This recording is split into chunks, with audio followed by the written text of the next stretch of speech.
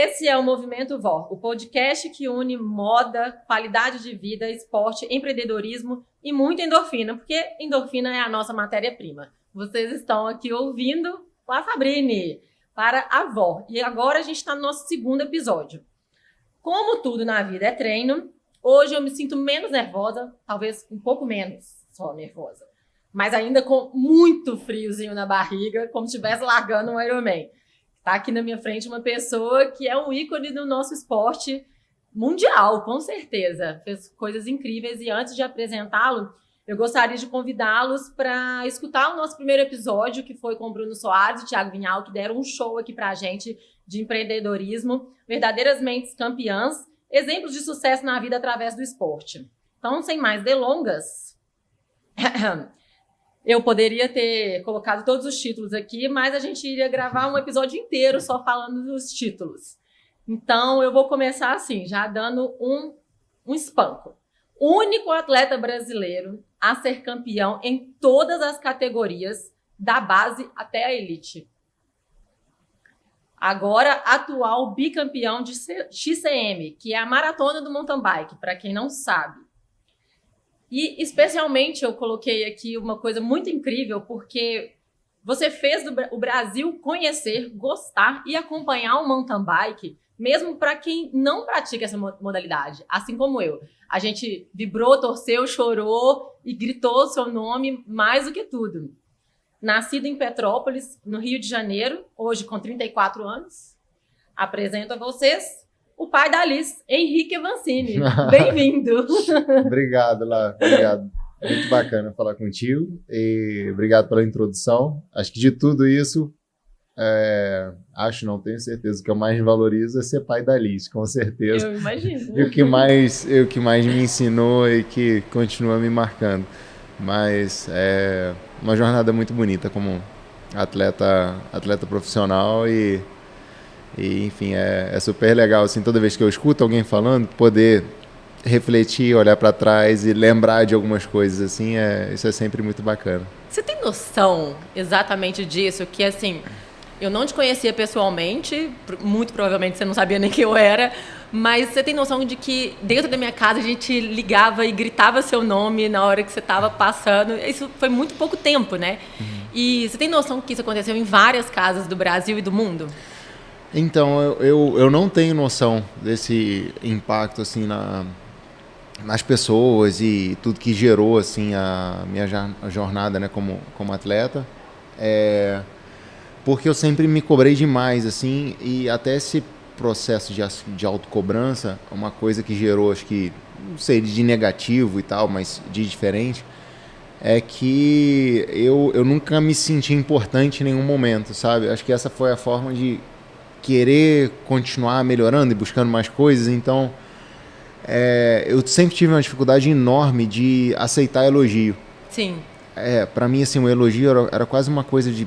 Putz, mas eu não me sinto assim, sabe? Então, às vezes, a pessoa falava e tal... Eu ainda posso mais. Não é que eu posso mais, é assim, eu não fiz o suficiente ainda, sabe? Entendi. Então, não... acho que eu sempre tive uma relutância, assim, e depois eu fui até tentar entender o porquê disso. Mas por mais que eu entendesse e sentisse que para a pessoa o elogio era sincero, sabe? O senso de gratidão era Sim. profundo de verdade, assim, de falar, cara, você mudou a minha vida, você impactou por causa disso, por causa daquilo, e tantas histórias diferentes, em tantos momentos diferentes, mas eu sempre tive muita dificuldade, assim, de entender que, não é... Que legal o que eu estou fazendo, sabe? Eu posso me valorizar mais, assim. Sempre foi bem difícil para mim. Uma coisa assim que para mim é legal, acho que hoje, principalmente, eu consegui olhar para coisas mais distantes e valorizar. Mais distantes, você fala lá para trás, do seu passado, ou vislumbrando lá na frente? Não, mais assim do passado recente. Sim. Porque eu acho que eu entrei numa missão tão profunda de sempre querer mais e mais e mais e mais, que eu não conseguia apreciar tanto o que eu já tinha construído. As fases que eu já tinha passado, sabe? Sim. Porque quando eu chegava numa fase, era a construção do próximo passo já. Bom, então, antes da gente começar de fato aqui, dar o start, eu já quero te dizer muito obrigada por todas as emoções que você fez a gente passar. Valeu. Porque isso, assim, é a Larissa que está falando com você antes de ter o contato, esse contato pessoal que agora a gente tem, que, poxa, realmente é muito emocionante. Eu tenho que segurar as minhas lágrimas aqui de verdade, porque... quebrar isso, né? Você fez uma coisa muito legal, comparando, assim, por exemplo, com o futebol. Você fez muitas pessoas que não entendem nada de... Você mudou o cenário da bicicleta no Brasil e principalmente do mountain bike. Hoje todo mundo sabe o que é mountain bike, todo mundo fala e independente da pessoa ser atleta ou não, isso é muito legal. Então, bom, para começar aqui, muito, muito obrigada por toda a sua trajetória, tudo que você fez. Seus olhinhos estão cheios d'água, o meu também, então vamos controlar isso daqui. Isso que você está falando assim, é legal demais, porque foi, acho que, a grande bênção assim, da minha carreira, sabe? O grande ganho da minha carreira, porque quando você fala, eu fico lembrando de coisas assim, que aconteceram nos últimos anos, de gente que não era do esporte, cara.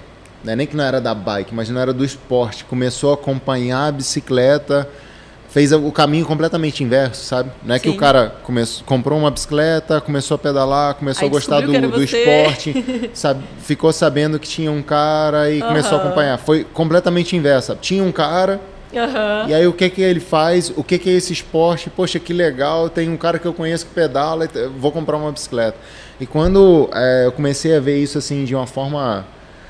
impactante para mim, assim, sabe, de você começar aí, às vezes eu ia no mercado, sabe, e aí de repente o segurança do mercado me acompanhava, sabe, aí é o caixa no banco, sim, coisas assim, sabe, que não é normal, e para mim eu sempre fui o cara muito normalzão, assim, no dia a dia, sabe, isso começou a me impactar de uma forma muito diferente, né, até acho que eu vivi o exemplo mais forte disso, foi com a minha mãe. Minha mãe nunca foi atleta. Ela sempre acompanhou, assim, a minha carreira. Sempre foi... depois da infância, ali no comecinho, ela era bastante relutante. Mas ela sempre incentivou muito o meu sonho e tudo mais. Eu como pessoa. Mãe, né? Mãe, sabe? Assim, mas ela nunca foi envolvida a fundo com o esporte. E chegou um ponto, assim, da minha carreira que ela começou a saber tudo, cara. Mas tudo, assim, de saber o nome dos concorrentes e assistir a prova e começar a analisar a corrida, cara. Que legal. Quem é essa pessoa, sabe? Que agora, transformou até a sua mãe, que agora virou uma torcedora e uma pessoa com um vínculo com o esporte, assim. Isso é o mais legal, né? Porque isso foi muito legal. Ainda no Brasil é muito difícil de a gente entender e passar isso para as pessoas de que existe uma vida muito bacana que o esporte proporciona quando a gente fala com pessoas que não estão voltadas ao esporte. Bom, rapidinho aqui, eu não vim do esporte desde criança, então na minha família ninguém sabia o que era o esporte. E muitas vezes a gente acha que a alegria, a diversão está em outras coisas que talvez não sejam tão saudáveis quanto o esporte. E é muito legal tudo isso que você proporciona e muitas pessoas da minha família, mesmo sem ser atletas, acompanham você também. Poxa, que legal, eu fico muito feliz. Eu sempre compartilho no grupo da família e todo mundo fica realmente impressionado. Abração, beijão aí pra toda a família da Lara. Aí, obrigada, valeu. Bom, eu queria entender, assim, a sua infância, o seu pai já era atleta, e curioso isso, hein? Seu pai era atleta, sua mãe não era, e deu tudo certo, e foi numa oficina, e eu queria saber com quantos anos que você começou a pedalar. Tá. Assim, vou tentar resumir um pouco ali, que a Marcela já tá olhando torto, que só a introdução eu já comi uns 15 minutos aí. Não, mas assim, de lembrança, meu pai foi ciclista antes de eu nascer. Ciclista de estrada, na década de 70, chegou a competir e tal, só que era um esporte bastante amador. Ele competiu num nível profissional do que era o ciclismo profissional na época no Brasil. Ele correu pela Peugeot alguns anos e tal. Que legal. Acho que era um bom atleta, só que ele parou bem novo, né? Abandonou a carreira profissional bem jovem. E depois de um tempo ele casou. A minha mãe de Petrópolis, ele era capixaba, morando em Petrópolis. Eu sou capixaba. Eu também. Olha só. Que legal. E aí, acho que eles casaram assim, num momento de vida muito desafiador. E acho que a minha infância, tenho uma irmã mais velha, né? A nossa infância foi de muito perrengue, assim, e acho que nos primeiros momentos de vida ali, assim, no comecinho da vida, a gente rodou um monte de lugar. Então, morei em um monte de cidade atrás de trabalho.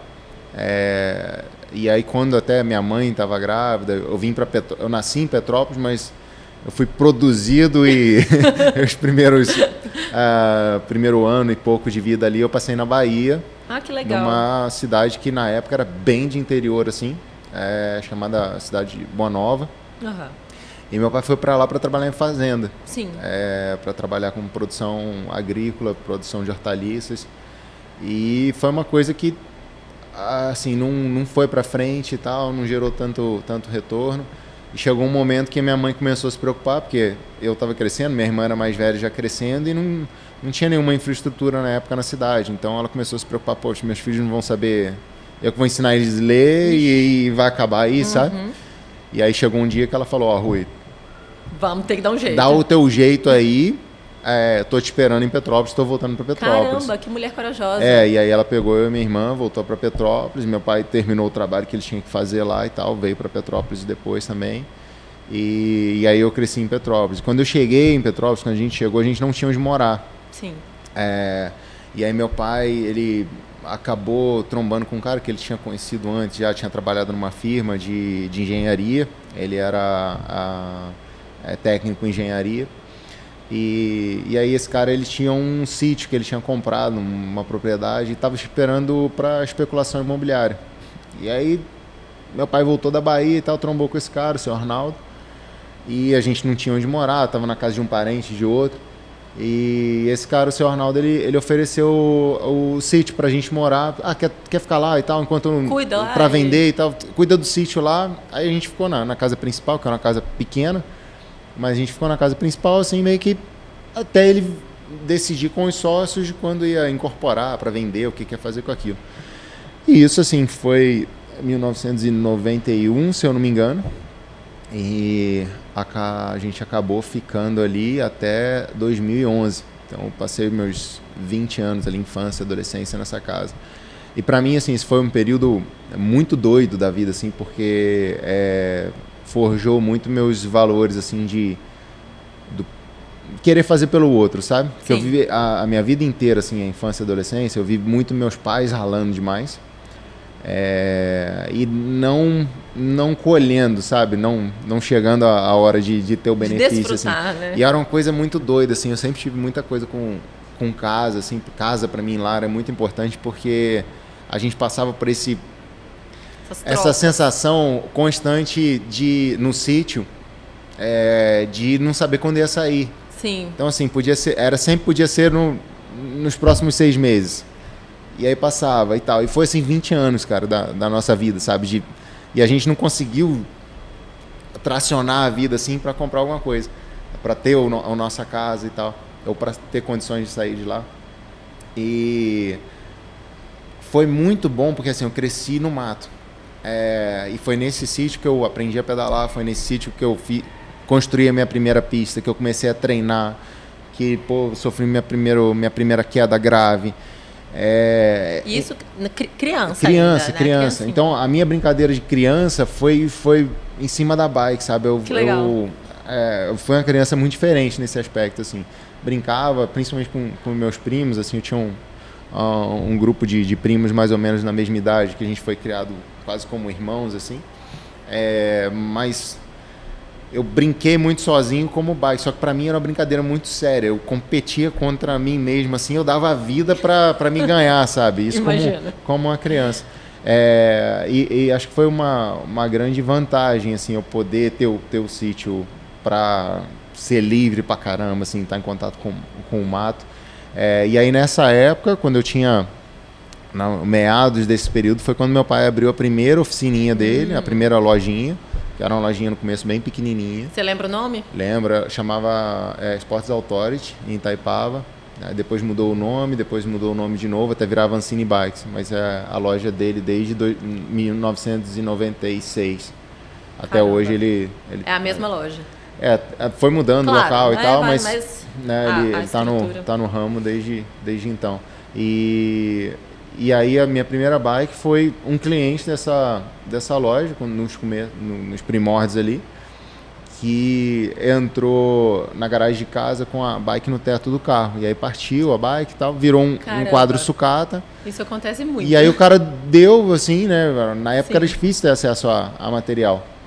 E aí a minha primeira mountain bike ele cortou e tal. Depois essa modificação foi feita pelo meu pai, mas por um mecânico local lá, o Hélio, que depois lá na frente foi trabalhar comigo profissionalmente já.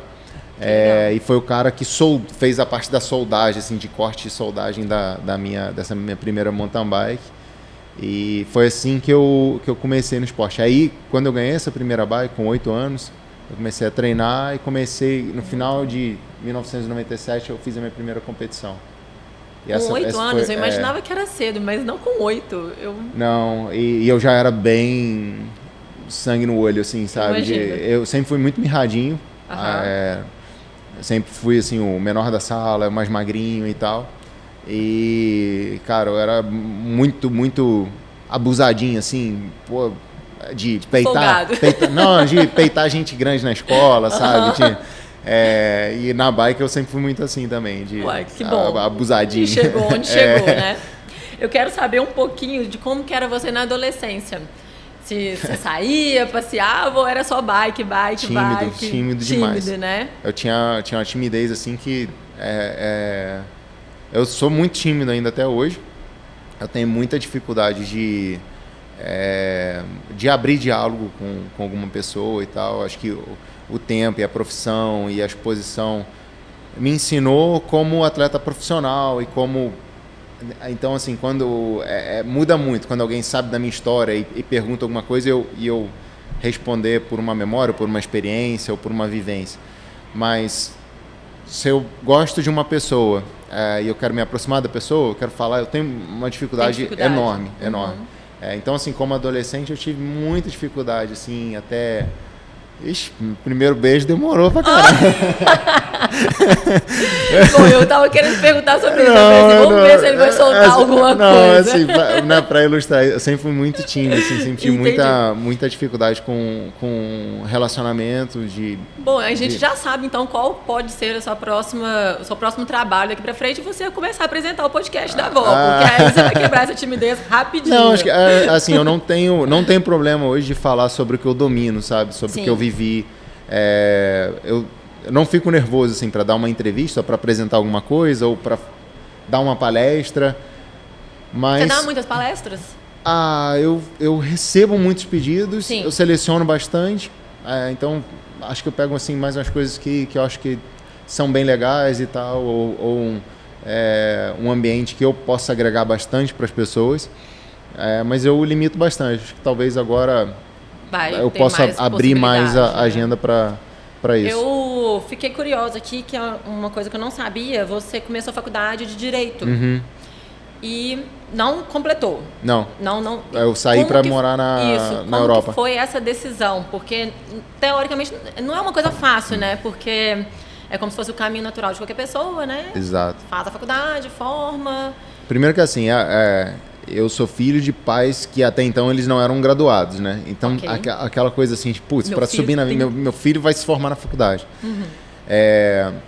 E assim, o esporte abriu as portas para eu ter uma melhor educação. Porque aí, quando eu fui competindo novinho e tal, eu comecei a ter resultados.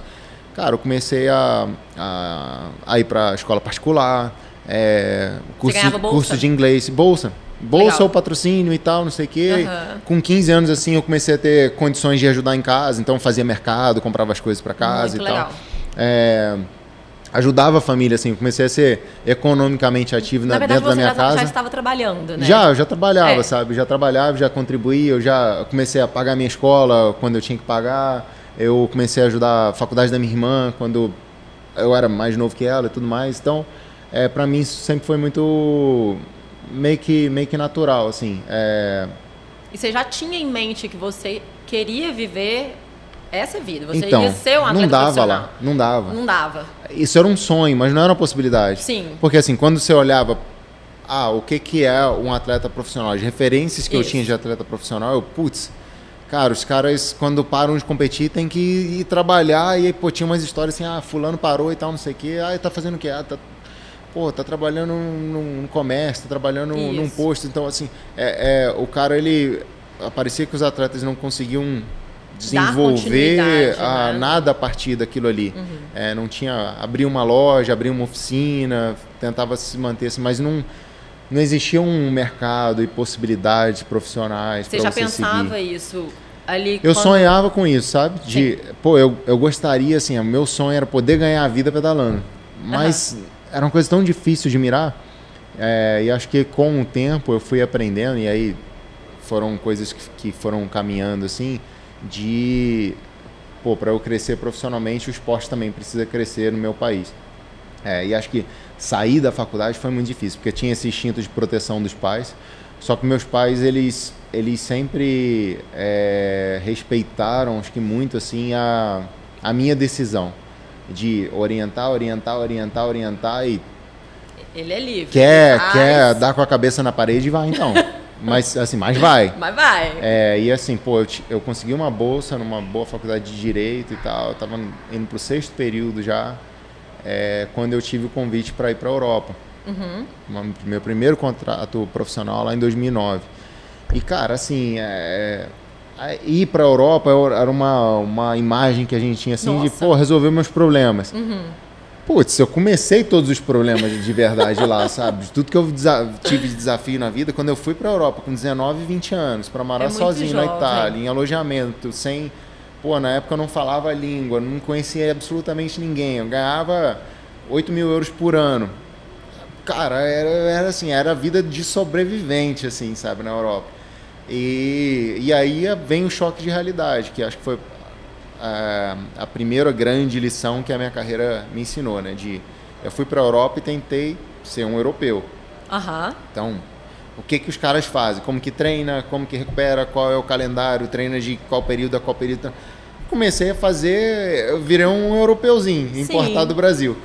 E assim, me tornei um cara medíocre. Eu era um europeu bem medíocre. E aí, acho que de 2011 para 2012... de 2010 para 2011, eu trabalhei com um cara, um italiano, que tinha trabalhado já com alguns campeões mundiais, então um cara de gestão esportiva, assim, que tinha experiência, só que um cara extremamente old school na forma de gestão. Assim, joga 100 na peneira que um sai bom. Então era bem isso, assim, era tratamento de choque. Se você sobreviver, você pode ser alguém. E aí, assim, esse cara, ele chegou num momento, assim, que eu fazia metade do calendário na Europa, voltava para o Brasil um mês e ia para a segunda metade de novo. E aí, antes de eu ir para a segunda metade, eu tô esperando e tal, para ver se eu vou... Quando que vem o meu voo? Quando que vem? Tá chegando a prova que, teoricamente, eu ia ter que fazer. Isso também era sempre muito incerto. E aí, ele me ligou e falou, Avanzo! Ele chamava de Avanzo. Avanzo! Aí ele falou, cara, você não precisa vir, não. Mas como assim não preciso vir? Tô treinando e tal, não sei o quê. Eu tô melhor, tô na melhor forma do ano e tal, não sei o quê. Não, Avanzo, repensa a tua vida, repensa a tua carreira. Você tá brincando. Você é caro demais. É melhor você estar em casa do que eu pagar a tua passagem para você vir para cá e não dar resultado e tal, não sei o quê. E ele falou, pensa em correr no Brasil, acho que no Brasil você vai ser um cara bom aí e tal, a nível nacional, mas você não tem o que é necessário para competir nesse nível, igual você aqui tem um monte. E, cara, isso, assim, é uma coisa que, pra mim, na época, pensa um garoto de 20 anos, tal, que tava apostando tudo, e assim, apostando não só pra mim, né, mas nesse contexto de família e tal. Um baita bike, só que pra mim foi muito, muito importante eu ouvir isso. Que não tenha vindo essa resposta, essa reflexão de uma forma rápida, mas eu aceitei isso como um grande estímulo, sabe? Uma grande verdade de, eu sou realmente, eu não tenho o que é necessário para ser um cara bom lá. Só que o que eu preciso mudar para ser? Então, assim, foi nessa época, com meus 20 e poucos anos, que eu entrei numa fase assim de, cara, eu vou arriscar para evoluir, o que falam que é impossível treinar, eu vou treinar, eu vou errar, eu vou arriscar, eu não sei o quê.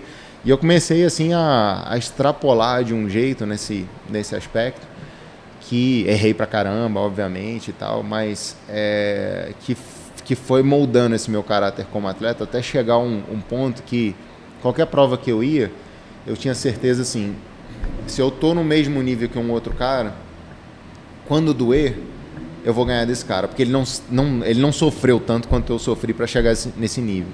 Então eu comecei a cada vez mais carregar isso para as provas, sabe? E aí foi um processo de alguns anos ali, eu passei por uma fase muito difícil que foi 2012, que eu fiquei 6 meses sem patrocínio, num ano olímpico e tal, disputando a vaga olímpica de Londres.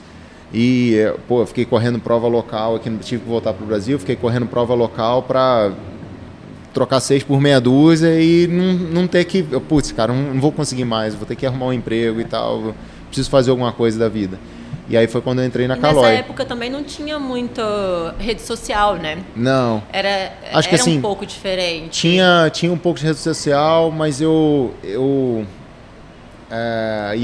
tenho uma galera que me acompanha muito desde essa época, assim, porque eu comecei a escrever, cara, muito, na época era Facebook e tal, e eu postava só uns relatos gigantescos, assim, das corridas e tal, e compartilhava minha experiência, pra mim era como se fosse um blog, assim, de compartilhar coisas mesmo. Você ainda trouxe isso, porque suas postagens no Instagram são longas, assim, ainda são, Eu tô descobrindo por que você gosta muito de escrever, de falar, né?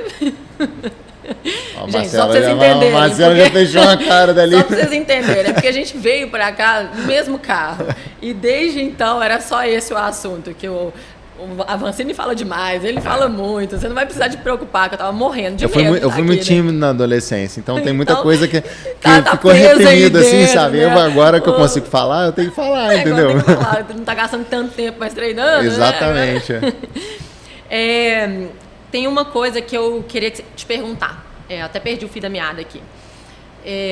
Seus títulos, a gente falou sobre alguns aqui, você foi campeão por tudo que você passou, mas quais foram aqueles mais especiais? Pô, isso é muito doido lá, porque é uma pergunta que eu nunca consegui responder e assim, eu fico tentando pensar, pô, qual que marcou mais, ou qual que foi mais importante, ou qual que teve um significado mais profundo para mim. E acho que varia muito isso, sabe, pelo momento, ou de enxergar um valor em uma determinada competição, vitória, ou o que for, que na época eu não enxergava. Acho que uma das grandes mensagens assim que a minha carreira passa é de persistência, assim, sabe? Sim. De resiliência e tudo mais. E uma conquista que para mim foi muito importante, uma grande vitória, não foi uma vitória em si, foi o meu primeiro pódio de Copa do Mundo. Legal. Porque assim, o contato que eu tinha na infância, adolescência, era catálogo e revista. E eu via foto e eu sonhava em, cara, porra, eu queria estar aqui, eu queria ser esse cara na linha de frente da largada de Copa do Mundo, aquela manada saindo e tal. Assim, eu queria ser aquilo ali. E eu acho que assim, quando eu fui para a Europa em 2009, que eu assinei com essa equipe, a ISD, eu lembro a minha primeira reunião de equipe pré-prova, a minha estreia com a equipe foi numa Copa do Mundo em Offenburg, na Alemanha. E na época não tinha categoria, sub-23 Elite era só um pelotão. Então largavam 300 e poucos caras, né? Numa prova de cross-country, era uma doideira, assim, era uma insanidade. E quem chegasse primeiro ficava na frente. E aí você largava no meio do pelotão, assim. E aí eu lembro que a gente teve a reunião pré-prova e tal. Na época, eu não estava acostumado a correr depois do almoço, a correr à tarde. E na Europa, tradicionalmente, à tarde. No Brasil, tinha uma cultura, não sei porquê, de competir só pela manhã. Então, assim, foi a primeira vez que eu competi à tarde foi na minha primeira Copa do Mundo, na minha primeira prova pela minha primeira equipe profissional. E aí, o pessoal passou, tal, não sei o que, a gente vai sair tal hora, e aí todos os atletas preparem as mochilas e não sei o que. Aí um atleta fala, mochila de pódio, que é uma coisa cultural do mountain bike. Quando a gente cruza a linha de chegada, geralmente você tem alguém do staff e tal que te entrega a tua mochila. Essa mochila é para você ir para cerimônia de pódio, então tem a roupa, uma toalha para você se limpar, o boné, alguma coisa para você comer ou tomar, um pós-treino, o que for.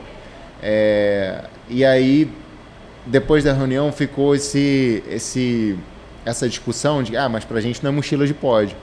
Porque ninguém vai chegar no pódio amanhã da Copa do Mundo e tal. E aí eu lembro de um parceiro meu de equipe grego de contra-argumentar brincando, nada impossível e tal, não sei o que, e se eu pegar o pódio amanhã. E aí os team managers, eram um ucraniano e um italiano, começaram a falar, não, se você pegar pódio e tal, a gente volta de helicóptero pra Itália, eu pago no meu bolso e tal, não sei o que. E aí assim, eu fui eu quietinho, assim, né, moleque assustadaço com tudo aquilo, tudo muito novo, assim, Pô, não sabia nada, sabe? Eu era o mais novo da equipe, pô, mega assustado. E aí eu fui arrumar minha mochila, né, pra corrida e eu arrumei ela pro pódio. Você arrumou pro pódio? Eu arrumei como se eu fosse subir pro pódio, sabe? Isso foi uma coisa que eu internalizei, assim, cara, eu vou fazer a minha mochila de pódio pra Copa do Mundo, que eu quero ser atleta de pódio de Copa do Mundo.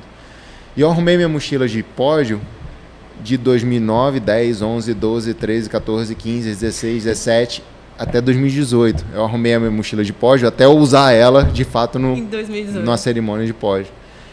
Então, assim, a primeira vez que eu pisei no pódio de Copa do Mundo, isso pra mim, putz, foi na Itália, muito, assim, né? Onde é a minha segunda nação, onde eu passei boa parte do período difícil da minha carreira, né, nessa primeira passagem. Conquistar isso na Itália, assim, pra mim foi muito, muito especial. Então, até hoje eu me emociono muito, assim, quando eu lembro do meu primeiro pódio de Copa do Mundo. Essa foi uma vitória absurda para mim. Talvez foi nesse momento, assim, que você percebeu, nossa, agora eu tô começando a chegar onde eu quero. Não, talvez, assim, não que você tenha pensado isso no dia, mas... Não, aquela acho que foi o primeiro grande, assim, benchmark que, putz, eu quero pisar no pódio Copa do Mundo, eu quero ter essa foto do pódio Copa do Mundo. Sim. Então, esse era uma grande visualização, assim, do sonho de criança mesmo, sabe? De chegar naquele momento ali. E, cara, foi um sonho que eu tive motivos para deixar de acreditar durante 10 anos. São de, assim, anos. Choque de realidade, de você tentar e não conseguir. Tentar... Não é conseguir que eu tava chegando no top 10 e faltava um pouquinho para ser top 5. Não, tava longe. Tava longe, cara. Tava longe, assim, sabe? Então... É muito legal porque você fala disso abertamente, assim. E eu acho que isso alimenta muito todas as pessoas que estão escutando, independente da gente estar falando de esporte ou não, mas na vida como um todo, né? Porque hoje tá todo mundo te vendo ali como um campeão mundial, mas, poxa vida, olha quanta coisa passou e, na realidade... Você nunca vai conseguir falar para ninguém tudo aquilo que você passou. Porque muita coisa está interno, está dentro do seu coração, dentro de sua alma, que às vezes é difícil da gente falar, né? Encontrar palavras. E a gente, quem te acompanhou, vê alguma prova, alguma coisa, a gente vê muito a sua expressão quando você está competindo na largada. O quanto você coloca tudo isso ali mesmo. Bom, eu pelo menos consigo sentir um pouco disso quando vejo as imagens, isso é muito legal. Você sempre falou que você nunca teve um talento natural e que sempre foi a sua dedicação que te trouxe até aqui. E você já repetiu isso de alguma forma que hoje, em alguns momentos.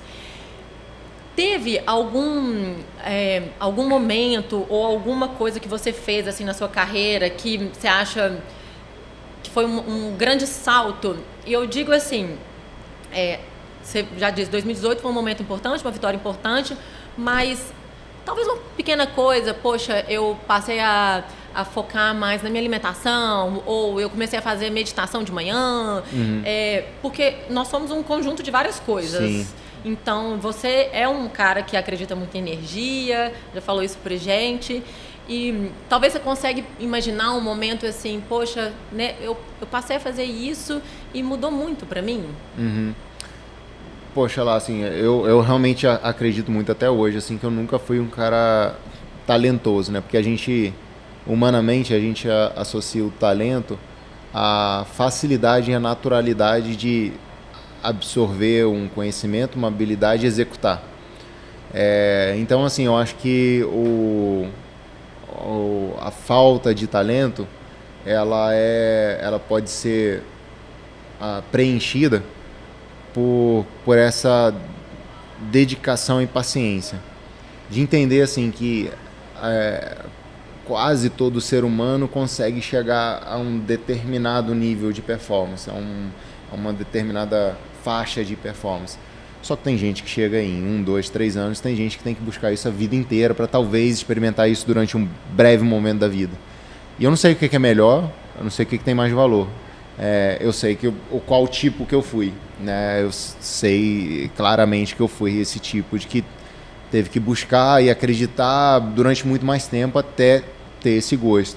E talvez até por isso as minhas emoções, assim, de envolvimento com o esporte tenham sido às vezes mais eloquentes, mais intensas do que o normal, assim, para outros atletas que chegaram nesse nível, assim.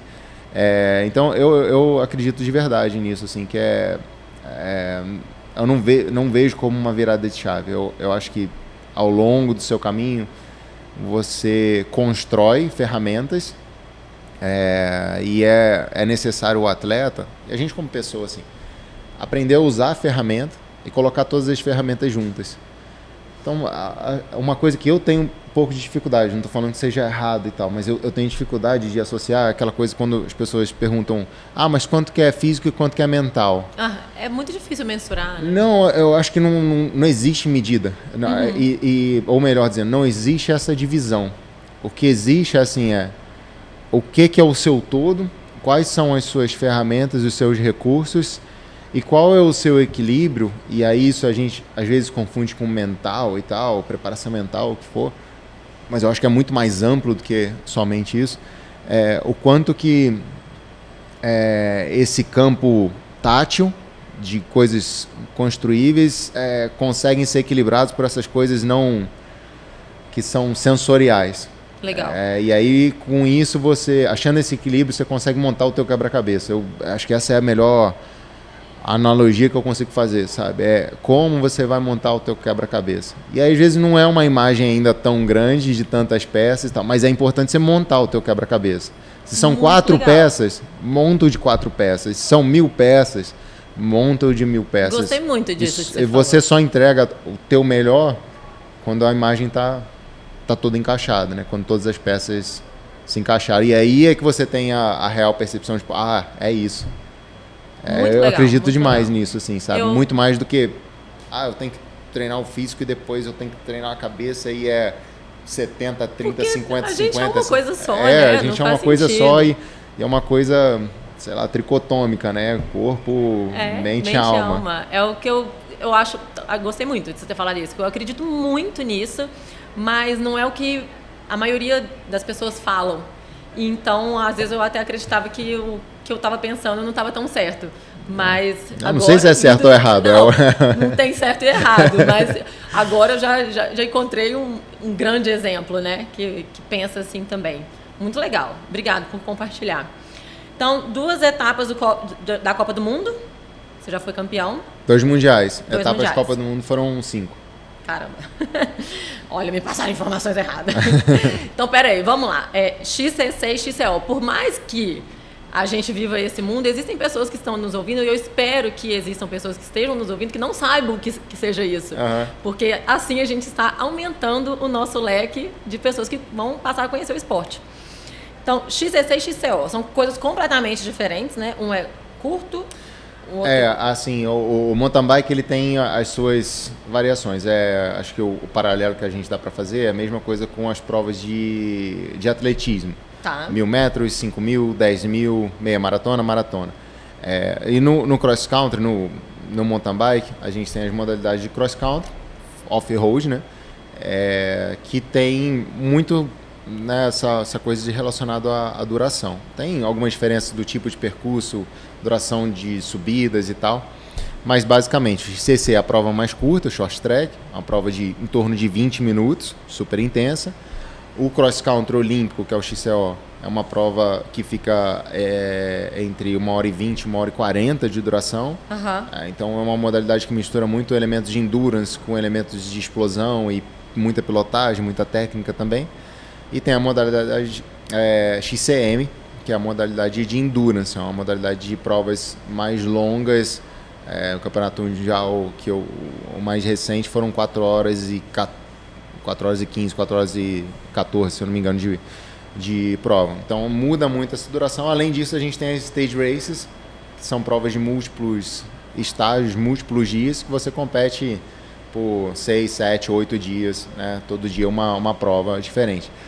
E uma coisa assim, que eu sempre acreditei como pessoa e como atleta, a gente veio viajando no carro e no trânsito, foi o poder de não se rotular.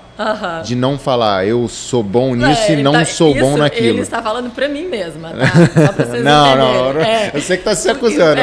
Vamos lá. Eu tava compartilhando reflexões. Eu tento não julgar ninguém. Obrigada. Assim como eu tento não me rotular e mais me julgar. E aí, assim, acho que... Ele é bravo com ele mesmo, né? Eu sou, às vezes, bem até bravo. demais. Eu fui o primeiro atleta da história do mundo a vencer provas em todas essas modalidades. Eu ia provas falar isso, simplesmente você é bom em tudo. De nível world class, né? De provas de nível mundial, em todas as modalidades. No XCC, no XCO e no XCM.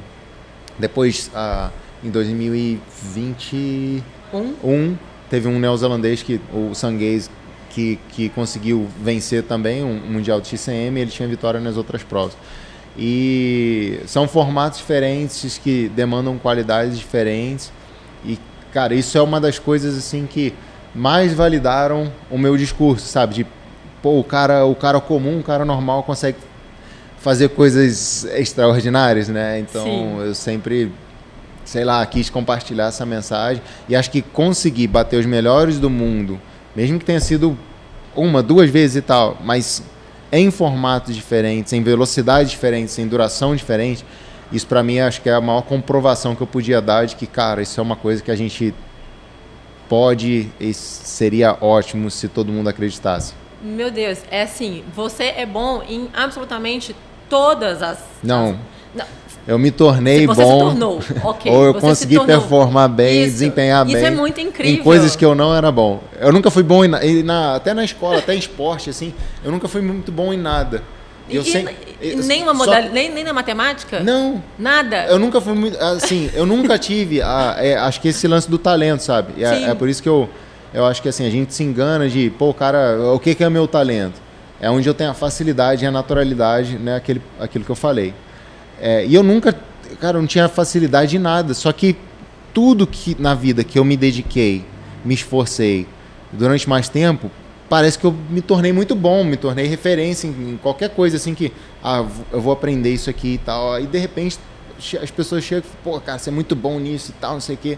E assim, eu não era nada, eu me tornei... Muito legal. Não sei se eu me tornei bom, mas eu me tornei capacitado. Na verdade, você se tornou melhor. Não sei. Campeão só existe um. Aceita. Existe um até o próximo. Eu valorizo muito o que é feito quando você é campeão, sabe? Eu acho que o campeão, o título, é uma coisa tão perecível, sabe? Eu acho que acredito que o que pode marcar as pessoas é que tipo de campeão você foi. Sim. Sabe? Qual foi a tua história? O que você passou para as pessoas sendo campeão? Porque ser campeão é um negócio legal. Sim. Cara, é o lance da alta performance, sabe? Daquela coisa da referência. Em algum momento naquela determinada área, é o alto refino do ser humano, sabe? É o cara que ganhou o Ironman, o mais próximo da perfeição que o humano conseguiu chegar naquela ocasião. Então isso, porra, é um negócio poético, assim, é bonito, sabe? Mas pra vida, pra realidade de todos, eu acho que tem mais valor, assim, o que você fez quando era campeão, o que você passou quando você era campeão, do que ter vencido de fato. Então tá, para comprovar que mais uma vez você se tornou muito bom, não somente campeão. O que a gente estava, né? Você, né? Vai ficar batendo agora até me convencer. Mas eu queria que você ficasse mais tranquilo, para você entender que você realmente é uma pessoa especial. Mas eu tô tranquilo. Então tá bom. Eu não sou especial. Todos nós somos especiais. Todos nós somos especiais, mas você deixou um legado e talvez esse pode ser que seja o seu maior dom, porque pensa só, você foi uma pessoa que trouxe, um atleta que trouxe uma etapa de Copa do Mundo para dentro do Brasil. assim, acompanhei quando isso aconteceu, foi bem recente até, e foi muito incrível porque tava dando para ver que você estava nervoso, ansioso, assim. E conta pra gente como que foi os bastidores disso acontecer, porque isso é um marco na nossa história. É um marco gigantesco, assim, muito mais complexo do que as pessoas podem imaginar. Assim, as primeiras conversas que eu tive com a UCI, principalmente com o head da UCI na época para mountain bike, foi em 2018. E aí, durante todo esse período, assim, a gente ficou trocando ideias, eu fiquei dando informações para ele sobre o mercado, o esporte, sobre organizadores, e fui tentando guiar para o que seria melhor, assim, né? E chegou um ponto que, paralelamente, né, a minha carreira estava cada vez mais crescendo lá fora, e eu lembro que chegou um momento, assim, que eu tive uma dessas reuniões de bastidores, assim, reuniões não oficiais para muito mais fazer um brainstorm com quem toma as decisões do que... E aí a gente sentou e tal, a gente começou a conversar, eu falei, pô, esse cara tá fazendo um bom trabalho, tem isso, tem aquilo, tem aquela possibilidade. Tentava montar um caminho para ser explorado. E aí eu lembro que esse cara, né, o Simon, ele virou para mim e falou, Henrique, acho que para ir para o Brasil tem uma coisa que é importante, tem que ser na sua cidade. Olha que legal. Tem que ser no teu lugar. E aí eu, mas não, Petrópolis é uma cidade incrível, assim, e tal, não sei o que, tem a capacidade, mas não tem a rotina de receber grandes eventos de mountain bike. Pelo menos a gente não tinha na época uma venue, né, uma arena bem estabelecida nesse aspecto.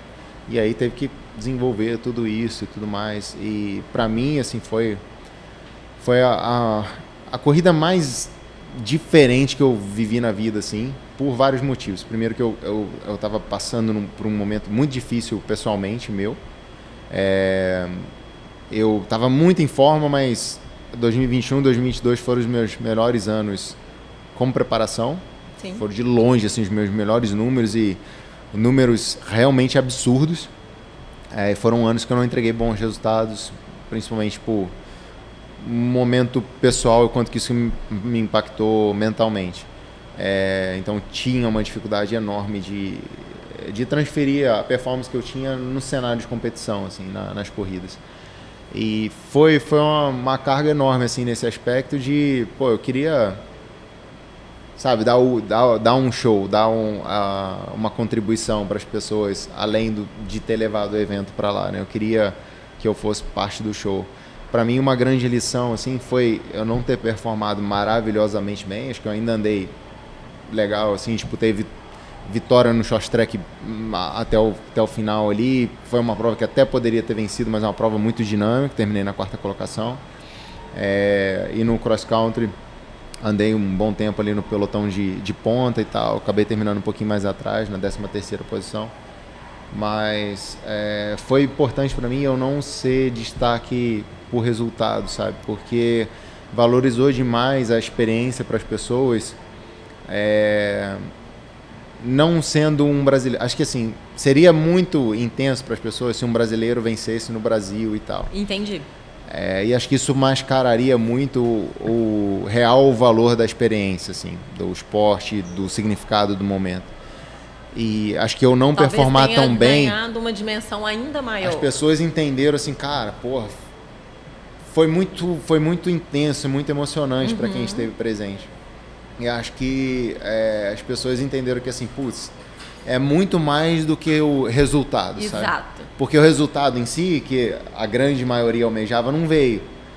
Mas a alegria e o êxtase, assim, geral, veio. Então, acho que isso gerou aquele conflito nas pessoas, assim, pô, mas por que eu tô sentindo isso? O cara que eu queria que ganhasse, ele não ganhou. Então, acho que foi o melhor que poderia ter acontecido, assim, pro esporte. Realmente, até para quem não estava lá e acompanhou, foi muito emocionante. Foi realmente um marco pra gente. Já falando nessa época aí de você estava super treinado, eu quero entrar talvez num assunto, vamos lá. como que eram seus competidores, assim? Você competiu com um dos melhores do mundo, você é um dos melhores do mundo, e como que é esse jogo ali na frente? Para vocês entenderem, pessoal, na Copa do Mundo é assim, a linha ali, quem são os melhores do ranking, ficam ali na frente. Então, isso sempre foi uma curiosidade minha. Primeiro que, como é se sentir estar ali, o que você faz ali naquele aquecimento, e se um ou outro fica alfinetando, como que é esse... Porque quando a gente compete no amador, é diferente, um amigo ou outro brinca. Agora, ali, a gente está falando dos melhores do mundo.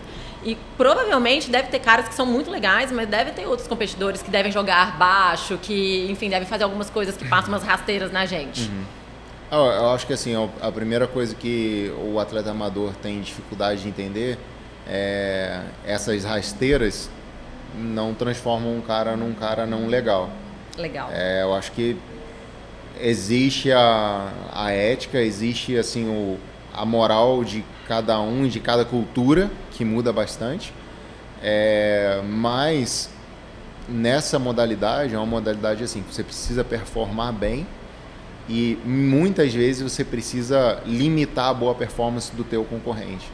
Então, a tua movimentação dentro de prova, a forma como você vai agir, onde você vai fazer força, onde você vai segurar o ritmo, não é só para extrair o teu melhor, mas é para, de alguma forma, limitar o melhor do outro também. Isso é importante. Quanto mais alto o nível, mais você precisa entender isso. E aí eu tive a oportunidade de competir assim, né, o que foi uma grande vantagem para mim, no rabo do pelotão, no meio do pelotão e na ponta do pelotão. E quando eu estava competindo na ponta do pelotão, só eu tinha mais desse conhecimento, assim, de saber como lidar. O que passa mais na cabeça de mais gente, sabe? Porque eu fui muitas versões diferentes de mim mesmo. E aí quando eu cheguei mais no topo, assim, a primeira coisa que... Não a primeira coisa, mas uma coisa extremamente importante que me ajudou a não virar a chave, né? Mas de uma peça importantíssima, uma ferramenta importantíssima para eu montar o meu quebra-cabeça, foi o trabalho que eu comecei a fazer com a Alessandra Dutra, minha psicóloga, que foi de entender e estudar heranças culturais e como que isso impactava no esporte, dentro da pista. Então, primeiro, assim, eu fui entender o porquê que eu era da forma como eu era. E aí não é só a minha vivência de vida, mas é a vivência de vida, da vida ao meu entorno. Da cultura. Da cultura, mesmo. Herança cultural. E aí, assim, eu tive que entender isso para saber como que eu me tornava um cara muito bom sendo brasileiro. Como que eu pegava a minha brasilidade e as minhas desvantagens por ser brasileiro e transformava elas em vantagens. Como? E aí é um longo processo de você entender a tua herança cultural, de entender diferença de vários aspectos. Assim. Acho que um aspecto que eu gosto muito de falar é a diferença de justiça e honra. Tá. A gente é baseado em justiça, senso de justiça o tempo inteiro. O europeu é baseado em honra. É código de honra o tempo inteiro.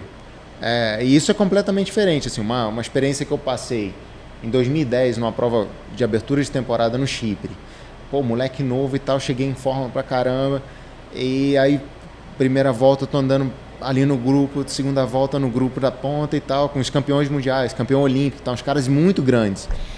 E aí chegou na penúltima volta, tinha uma parte da pista ali que ela funilava e tal, entrava num single track. E nas voltas anteriores eu sempre dava um gapzinho, dava um fôlego de 5 segundos e eu, pela frenagem, pelo conflito para a disputa da trilha, eu conseguia reconectar com o rabo do pelotão. Então, isso foi uma forma minha de economizar dentro da prova. Na penúltima volta, eu falei, pô, eu tenho chance de um resultado muito bom aqui, vou me posicionar melhor agora. Uhum. E aí, assim, leitura, eu tô bem, tô competindo com os melhores, se eu tenho força, o que eu posso fazer? Fazer força. Com certeza. Fui fazer força, o que aconteceu? Um atleta muitíssimo renomado na época, tirou a mão do guidão, mão no meu peito, jogou para trás e falou, não é assim que funciona. Você tá brincando. E aí, assim, isso para um brasileiro é uma coisa que absurdo e tal. Como que o cara... Aquilo ali, assim, é quase que um ato de respeito e de eu vou ensinar para esse garoto, porque se ele é bom, ele precisa aprender a ser bom. Se ele tem potencial, ele precisa aprender a usar o potencial dele. E não é assim que ele vai ser alguém aqui.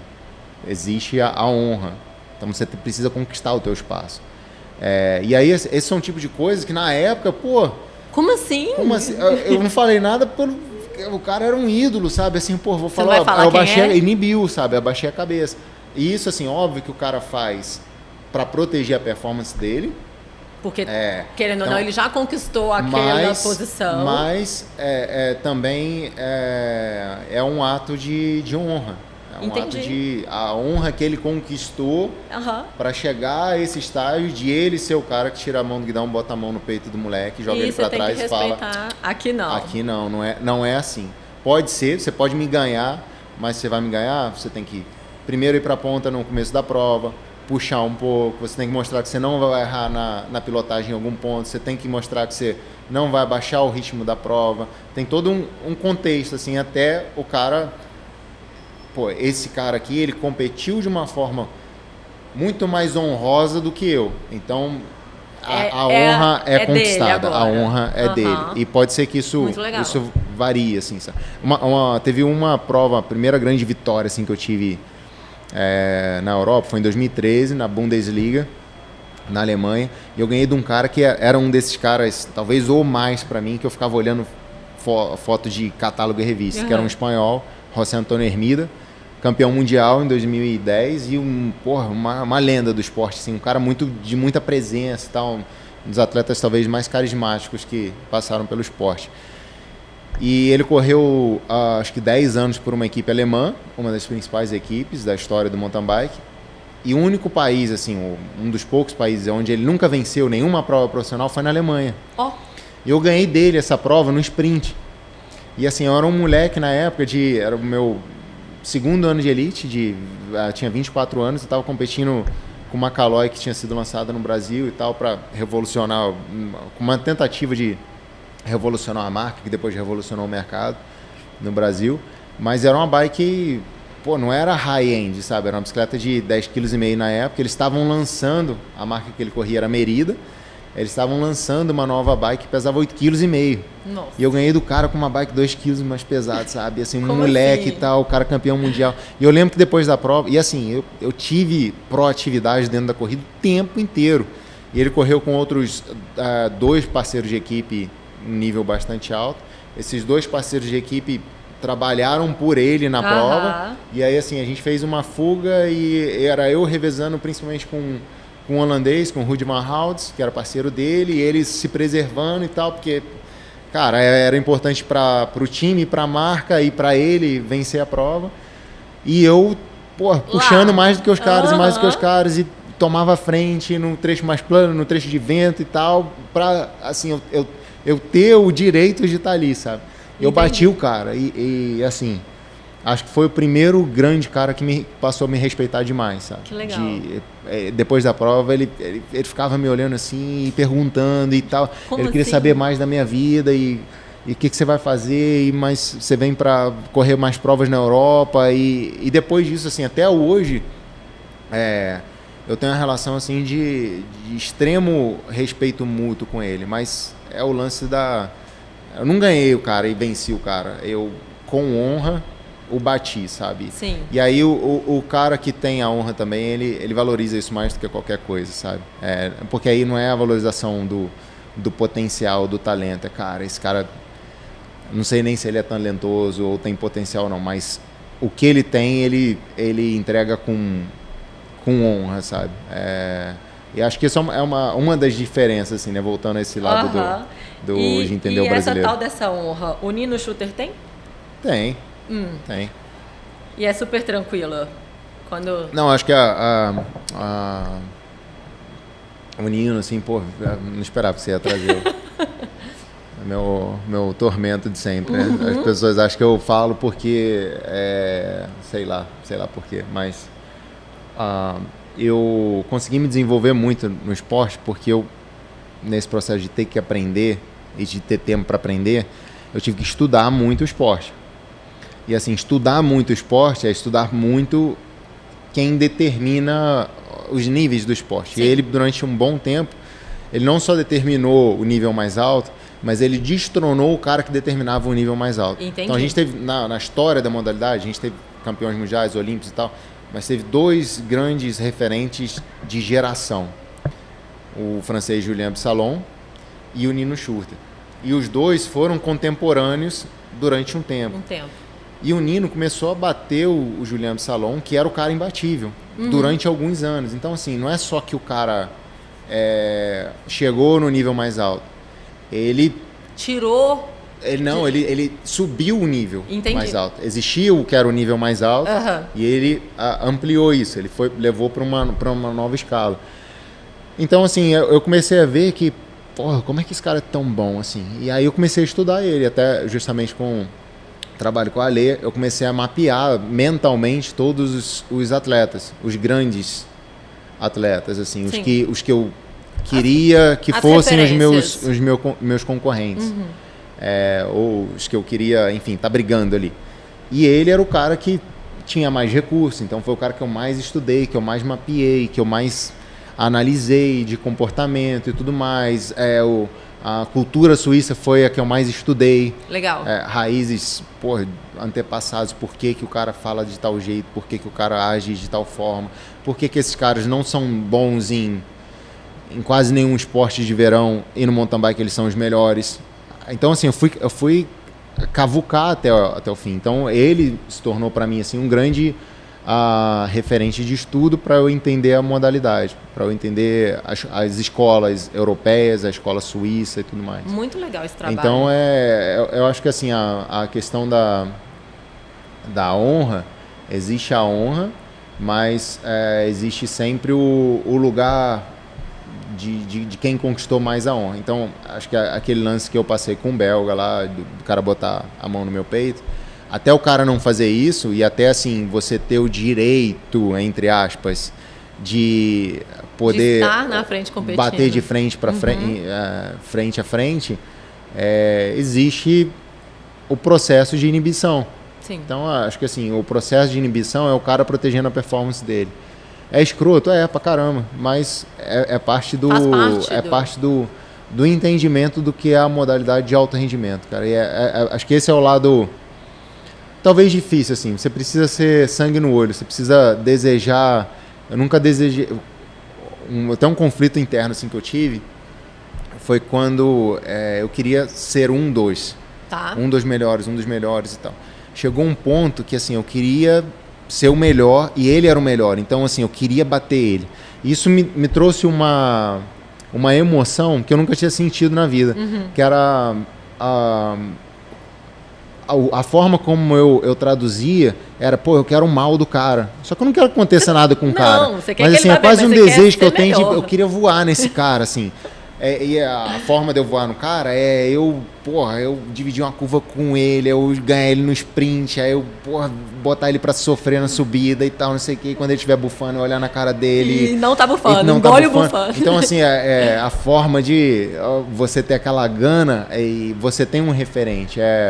Até você chegar à maturidade de entender que aquilo ali, a rivalidade, é você lidar com um obstáculo vivo, e é um obstáculo com muitos recursos e com muitas variáveis. Imprevisível, porque é um assim, ser humano. Você não está odiando um ser humano, você quer tirar o cara do caminho de onde você quer chegar. Acho que isso é um processo difícil. Eu tive que passar por isso, porque chegou uma hora assim que... Eu lembro que eu falei com a Lely, eu não sei porque eu tô tendo essa emoção assim, parece que eu tô odiando o cara, e eu nunca senti isso, sabe, por ninguém, assim, eu nunca quis o mal de ninguém e tal, só que eu não quero que ele se machuque e tal, eu quero que ele esteja saudável, só que quando ele estiver saudável, eu quero que eu ganhar dele. Só isso que eu quero. Eu quero ele muito bem, mas eu quero ser melhor. E sei lá, eu acho que isso foi muito parte do meu crescimento, do meu amadurecimento. E como que foi quando você ganhou dele? Pra mim teve esse valor por eu ter feito o meu caminho até ser um contender, sabe? Até várias provas eu largar e eu tá no livrinho dos favoritos, sabe? Aqueles encartes de público e tal. Assim, você tá no candidatos ao top 13. Minha cara tava sempre lá, sabe? Isso... eu conquistei esse espaço, fazendo uma jornada muito diferente e trazendo coisas para o esporte muito diferentes também, de uma forma bastante diferente, que não era o normal do atleta profissional. E quando eu ganhei dele, foi uma prova... Foi muito doido, assim, porque a gente correu 2 Copas do Mundo no calendário reduzido, e nesse ano eu tinha certeza que eu ia ganhar. Só que foi o ano pandêmico. Então comecei o ano voando, ganhando prova na Europa, na África, no Brasil e tal, onde foi. Teve o bloco da pandemia, o calendário foi reaberto lá na Europa, os caras voltaram a competir 2 meses e meio antes de eu conseguir ir para a Europa, e aí no finalzinho do ano a gente teve as Copas do Mundo. E eu acabei ficando doente antes daquele período ali super importante e tal. Mas eu estava numa forma muito, muito boa, assim, muito bem preparado. E aí na primeira prova, eu tinha tanto ele assim como o principal adversário que eu precisava bater, e as provas foram em 9 meses, onde era considerada a casa dele, o melhor percurso para ele. Então assim, eu pensei muito, o que eu tenho que fazer para vencê-lo. E o que rolou foi que na primeira prova ele não andou bem. Cara, quando ele não andou bem, eu estava liderando a prova quase toda ali no pelotão de ponta, e mudou demais assim o desenrolar da corrida, e aquilo quase me desanimou dentro da corrida. Eu ia falar isso. Putz, cara, quando eu tô aqui, cadê o cara? Bem pra caramba, eu quero ganhar do cara. Isso. E aí foi muito doido assim pra mim, porque ele tava bem atrás assim na prova, na primeira volta acho que ele fechou fora do top 20, e eu no pelotão de ponta. E depois chegou, acho que no segunda metade da corrida, ele começou a recuperar.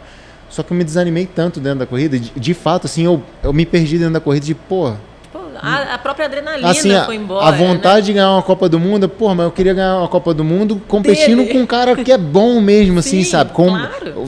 Não com os melhores do mundo, mas com o melhor da história, da modalidade. Sim. E eu acabei perdendo o contato com os ponteiros no finalzinho ali, e ele cresceu na prova e me pegou na última volta.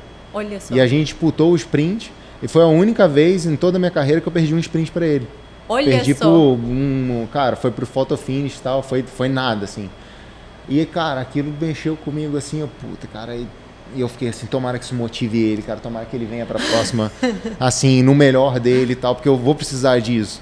E aí, na prova seguinte, ele largou e ele voltou a ter a postura do inibidor, do cara que controlava, do cara que tinha mais recursos do que todo mundo. E aí, pra mim, assim, como jornada de crescimento, foi muito mais do que uma vitória de Copa do Mundo, que teve os seus muitos valores, mas internamente, assim, foi especial porque eu previa cada movimento dele dentro da prova. Que legal. O cara vai fazer isso em tal momento e tal, e conseguir ler mentalmente ele, saber o que ia quebrar a atenção dele, o que ia desestabilizar ele. Então, assim, eu peguei todos os ensinamentos que eu tive estudando ele, que ele fez com outros adversários, e apliquei contra ele, sabe? Entendi. Então, para mim, foi muito o auge de entendimento do esporte. Talvez não foi a melhor prova que eu fiz na minha carreira, mas foi o auge de entendimento do ambiente do que é uma corrida, sabe? É como se você conseguisse comprovar tudo que você treinou, coisas não assim, fisicamente, né? Ele quebrava padrões de mindset dos atletas. Uhum. E aí eu comecei, como que eu quebro o padrão de mindset de um cara que é tão capaz, tem tanta autoconfiança, já conseguiu chegar ao resultado de tantas formas diferentes. A vivência que ele tem, ninguém mais tem. E aí, tinham coisas dentro da prova, assim, por exemplo, tem você assistir a prova, tem uma volta que eu chego pro Vitor Koretz, que é um francês, que estava no pelotão de ponta, na reta de largada e chegada, assim, acho que, sei lá, volta 3 ou volta 4, meio de corrida. E eu falo um negócio com o Koretz, assim, que não é nada a ver com nada e tal, meio como se eu estivesse brincando, e dou um fist bump, dou um cumprimento a ele, assim, e o Nino tá na frente e o Nino olha. Isso, assim, eu não fiz para brincar com o Koretsky porque eu estava relaxado, nada. Foi simplesmente para dar uma informação, e eu sei que o cara tem essa capacidade de fração de segundo perceber coisas, de que eu estava extremamente relaxado. E eu nunca fui um cara extremamente relaxado na prova. E eu não estava extremamente relaxado. Mas eu sabia que durante 3 segundos da corrida eu tinha que reservar para parecer que eu estava relaxado de uma forma diferente, como eu nunca estive. Então esse foi o tipo de coisa assim que eu sabia na penúltima volta, dentre a antepenúltima volta e a penúltima volta, ele fazia cerca de 1/3 a meia volta, muito forte, que parecia que era um ritmo para definir a prova, só que ele não queria definir a prova. E ele subia o nível de esforço, mas enquanto ele subia o nível de esforço, ele fazia muito pequenas mudanças de linha. Então assim, ele passava a volta 2, 3, 4 na direita de uma raiz. Na volta 6, ele fazia mais força um pouquinho, então parecia que, cara, agora é o momento de decidir. Então você já se arma de uma forma diferente. Aquela raizinha lá, que, pô, um negócio ridículo, assim, que ele passava na direita, ele passava na esquerda. E isso, assim, é uma coisa que... Muda completamente por quê? A programação. Por quê? Você, sem saber que você está se perguntando, você se pergunta por quê. Ou você estava tão concentrado em seguir a linha dele e era para a direita da raiz, que ele vai para a esquerda e você atinge a raiz. E aí, assim, é um mini impacto que sugou um pouquinho da tua energia. Exato. Ou você se questionou, nossa, eu não estou conseguindo fazer a linha do cara.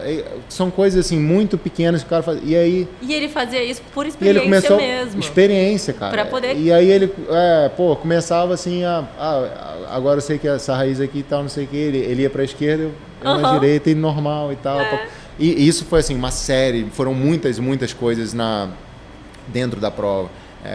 Os circuitos na época, né, a regra, a gente tinha 2 pontos de apoio. E ele sempre analisava aonde que as pessoas faziam a troca. E tem sempre onde é mais fácil fazer a troca de cara maior, volta a volta, onde o terreno é melhor, onde você vai carregar menos peso para a subida e tal, não sei o quê. A primeira volta, todo mundo vai trocar aqui? Beleza, ele passava forte ali e tal, gera estresse e tal, não sei o quê. Você tá com o corpo mais tenso, você não se hidratou da mesma forma. Chega na outra feed zone lá, que ninguém tá pegando nada, é onde ele vai. Ele sempre preparava o time dele para o que acontecer, eu tô pronto para fazer o oposto, para quebrar o protocolo de todo mundo. Ou para gerar estresse no protocolo. Gerar um estresse. Gerou estresse, já gastou energia. Já... Isso, assim, cara, eu vejo como o suprassumo da performance, sabe? O cara entender... Muito inteligente. Ter tanta estado de presença para ele executar alguma coisa com a plenitude de presença e ainda assim conseguir com pequenos gestos e com pequenos momentos de percepção entender o que está acontecendo à volta. E aí, para mim quebrar isso, Exato. Exato. Foi tirar 10 na prova. Você mesmo aprendeu isso, porque você se fez uma pessoa ali naquele momento para parecer descontraído. Sim. Foi muito inteligente isso. E você vê que é uma coisa que você estudou, você se preparou para fazer. Teve um momento na prova assim, que foi extremamente decisivo, acho que foi na 5ª volta de 7 voltas. Que a gente entrou numa parte final e aí o Vitor Quaretz, se eu não me engano, ele subiu o ritmo na prova assim, numa sessão que ele estava fazendo muito bem, a parte final. E aí abriu uma diferença, abriu um gap.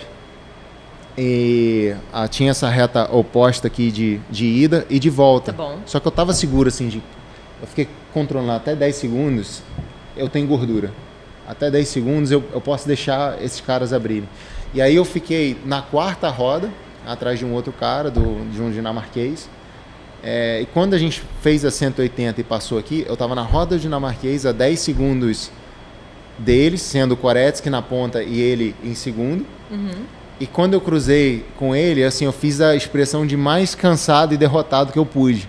Você tá brincando. E assim, eu vi ele olhando na minha cara.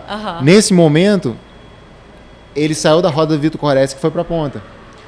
E aí ele subiu o ritmo, porque assim, a prova vai ser definida agora. Os caras sentiram. Então, vou definir. Quando fez 180, eu peguei a ponta, acelerei e tal. Ele estava acelerando na ponta, eu tirei o gap e encostei. Quando eu encostei, eu já passei o Vitor Koretsky, ele estava na ponta, e eu já cheguei raspando meu pneu no dele.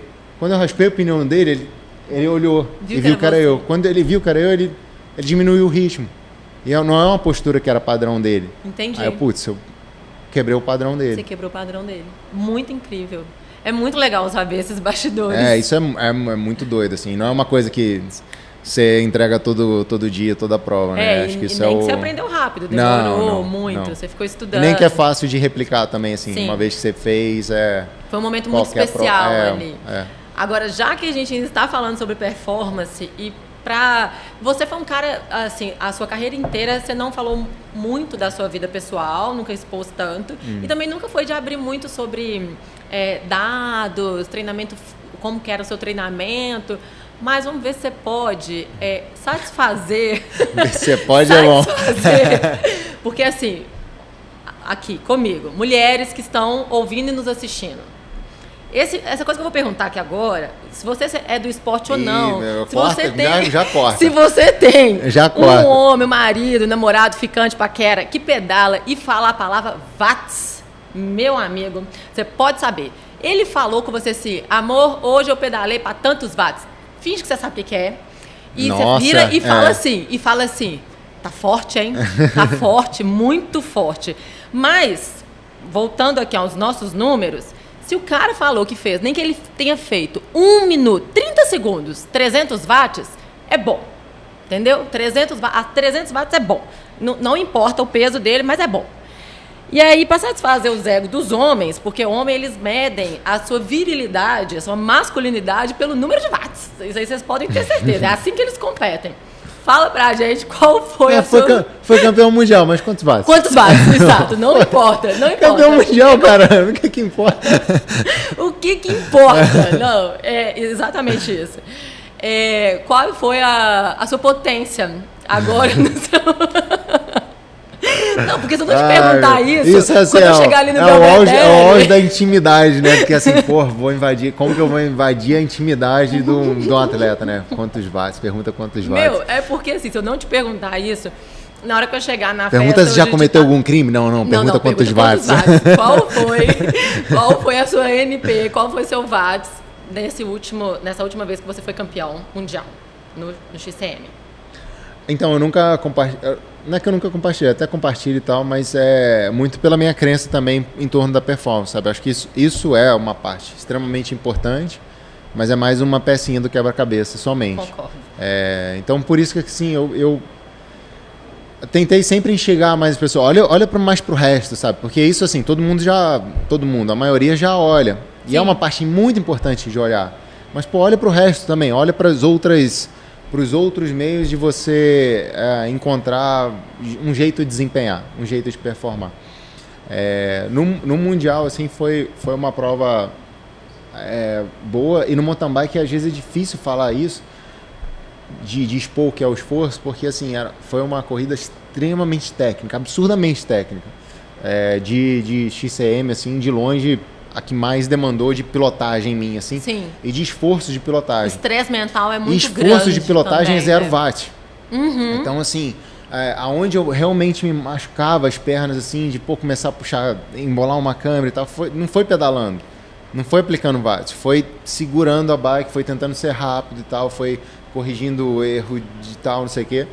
E eu acho que isso é difícil porque é mais caro demais o esforço. No Mundial eu fiz 290 e pouco de média. Quantas horas? 4 horas e 14. 4 horas Só que a NP foi 370 e pouco. Então foi um gap muito grande. Assim, muito forte. Pela a forma bem forte. É uma NP que às vezes seria bom assim até pro cross country. Mas ele foi campeão mundial, tá? Mas exatamente assim, eu já tive números assim melhores. Sim. E, cara, não consegui eu adorei tudo isso que você falou, transformar resultado. Eu, como mulher, por exemplo, pensa, o meu watts é super baixinho. Mas... E aí, assim, por que a mulher performa tão bem, assim, às vezes, né? Você vê que a mulher tem um dom de extrair muito mais, né? Tendo menos, entre aspas, parece que... Menos força, vamos entrega falar, mais. Né? Uhum. Mas ela entrega muito mais a força que ela tem. Aí você olha para um homem, às vezes, parece que tem muito mais força, e acho que a gente entrega muito menos do que a gente pode, sabe? Isso é uma coisa bem particular minha de falar essa questão do watts, porque na maioria das vezes eu até consigo estar num pelotão com meu marido e com alguns amigos, e eles falam uns números de watts absurdamente altos. Aí eu vou olhar lá, o meu é assim... 150 watts. Eficiência biomecânica. Exato, é aerodinâmica e tal, mas eu amei tudo isso que você falou e por isso mesmo que eu queria puxar muito isso de você, porque eu já tinha imaginado que você pensava como um todo. Bom, recentemente você... Não, antes disso eu quero te fazer uma outra pergunta. Pulei. Gente, errei meu cronograma, volta. Como você conheceu a Avor? Pô, a Avor foi muito legal, assim, eu conheci a marca sendo presenteado, e aí achei a marca bem legal, assim, sendo presenteado pelo Humberto, né, um dos fundadores da Avor. E ele me entregou, ele estava num camp e tal, do Prado aqui de Belo Horizonte, lá em Itaipava. E foi uma época que eles fizeram alguma coisa no lugar onde eu estava fazendo um training camp. E aí eu acabei cruzando e tal, fui trocar uma ideia com o Hugo, falar com a galera, assim, de, pô, a pista, né, que eu construí aqui, papapá. E aí o Humberto me entregou, assim, uma sacolinha, pô, da Avor, não sei se você conhece e tal. Eu já tinha visto o logo, já tinha visto o nome, mas não conhecia tanto da marca e tal, do produto em si. E ele falou, pô, cara, pra você usar um presente só e tal, não precisa mostrar nada. Morrer de vergonha. E assim, pô, sempre, nunca gostei muito de fazer, até com os meus patrocinadores, assim, né, de fazer esse tipo de comunicação. Acho que eu sempre gostei muito de acreditar demais no que eu uso. Sim. E, pô, se eu tô usando, as pessoas associarem que, pô, o cara realmente gosta disso. Ele realmente acredita naquilo. Então, nunca fui... tipo de comunicação diferente. Eu sempre tentei ser muito mais orgânico. E aí, pô, achei legal, papapá. E depois comecei a seguir no Instagram, comecei a olhar o site, não sei o que, acompanhar um pouco, assim. E uma dor que eu sempre tive foi nessas muitas reflexões da vida, é de entender assim, pô, o que é o biker casualmente? Porque assim, um skatista casualmente, tu sabe o que é. O cara às vezes pode nem andar de skate, mas você sabe quais são as marcas, o código de vestimenta e tal. Tem meio que um estilo. O surfista, você sabe o que é. Às vezes até o cara de alta montanha, pô, você sabe, você consegue identificar, assim, tem uns sinais, sabe? De que o cara, pô, tem algum link com aquele estilo de vida ali. E, cara, o ciclista, casualmente, socialmente, ele parece que tem um baita conflito de identidade, assim, sabe? Que, pô, às vezes o cara tá arrumado e às vezes o cara tá com a camisa de corrida, sabe? Sim. Aquela tech dry cheia de patrocinador. Sim. E às vezes, porra, ele tá sempre com a camisa do patrocinador e usa aquilo até a morte, assim, né? E acho que foi uma coisa que eu pensava assim, pô, seria tão legal se a gente tivesse tipo de marca, um tipo de roupa que fosse legal para bike, sabe? Aí, pô, vi os caras, comecei a ver conforto, estilo de vida e tal.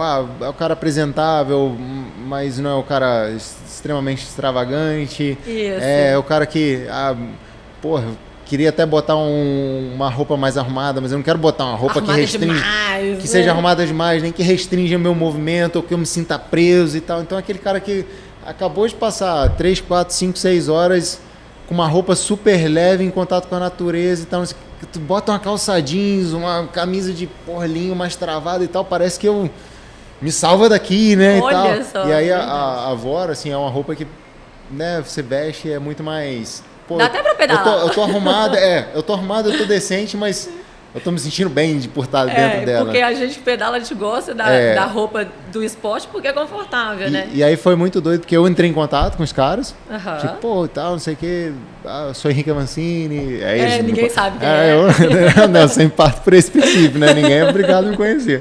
Aí eu sou Henrique Avancini e tal, não sei o que, eu queria ver se a gente conseguia fazer alguma coisa juntos e tal. Cara, dias depois estava o Dudu lá em Itaipava, me apresentando a marca e tal. E aí, a partir disso, a gente começou um relacionamento até eu me tornar parte do time, tornar parte da empresa e tudo mais. Então, hoje o Avancini é sócio da Avor. Acredito totalmente. E aí, completamente, integralmente na marca. Compartilhando aqui com vocês, há muitos anos a gente fez uma reunião, eu, Dudu, Humberto, Rodrigo. E, cara, vamos listar nomes aqui de pessoas que a gente gostaria muito que usasse Vó e Henrique Avancini. Não, impossível, não. Esse aqui não tem jeito de usar, não. Esse aqui não vai dar nunca. E a gente sempre gosta de compartilhar essa história. Não, acho que o mais legal é não foram vocês que vieram atrás de mim, né? Eu tive o desejo, a vontade de ir atrás da avó. Impressionante que... Eu acho que é uma coisa da intenção, né? Total, que a gente estava conversando. E eu lembro que eu ainda comentei assim, os meninos todos falando, não, é impossível, é impossível. Eu falei assim, gente, assim, eu acho que talvez eu consiga, porque eu já fui atleta da Canondale, se bobear, naquele grupo de WhatsApp lá, eu tenho o telefone dele, eu posso pegar. Assim, eu tenho cara de pau, pra mim não tem problema não. Mas essa história foi muito legal e é louco, né? De ter aqui na minha frente agora. Maneiro. Bom, agora você se aposentou, né? Eu já tinha perguntado isso pra ele. Gente, parei de competir profissionalmente. Isso, parou de competir profissionalmente. E eu perguntei isso pra ele aqui no offline. Foi muito legal a resposta. Você já caiu a ficha? Você já se sente... já parou? Sua rotina já mudou? Você já tá com uma nova rotina? Não, acho que o que a gente estava conversando, né? Essa coisa de cair a ficha e tal, da mudança brusca e tudo mais... Acho que teve uma grande mudança brusca no que eu estava buscando, né, como modelo de ação, né, porque é um tipo de planejamento, um tipo de calendário, um tipo de desafio profissional. Só que eu acredito muito assim no processo de mudança, sabe, de transição, de você tá mudando e tá se tornando algo novo. Então assim, eu parei de competir, mas não é que eu parei de competir, agora eu sou... Não sei, semana que vem eu apareço 10 quilos a mais e, sei lá, mudei completamente meu estilo de vida. Então, assim, uma coisa que eu tô fazendo eu continuei treinando. Comecei a minha pré-temporada agora, sem ter uma temporada. O que você fez hoje de manhã antes de vir pra cá? Então, hoje foi um dia de rotina cheia e tal. Pô, acordei cedinho, fui pra academia, fiz exercício respiratório de manhã, aí tomei meu café da manhã, aí fui pra academia, pô... Fiz uns exercícios de mobilidade, um pouquinho de força, ativação, corri um pouco na esteira. Tá vindo um triatleta aí, hein, gente? Então, gostaria muito, cara. Conversei sobre isso com o Loyola ontem. Pô, cara, eu nadando, eu sou um desastre, assim, cara. Isso vai me dar trabalho. Eu posso te ensinar. Tá aí, ó, bom. Gente, mas é o meu pior. Eu saio da não, mas água... teu pior, com certeza, você tem muito pra me ensinar. Você não tem noção. Esse que é o bom da vida, porque às vezes é muito ruim alguma coisa, não, mas... sério, por favor. A gente ainda tem alguma coisa Vamos fazer um treino de natação juntos? Pra alimentar teu ego? Filha da mãe.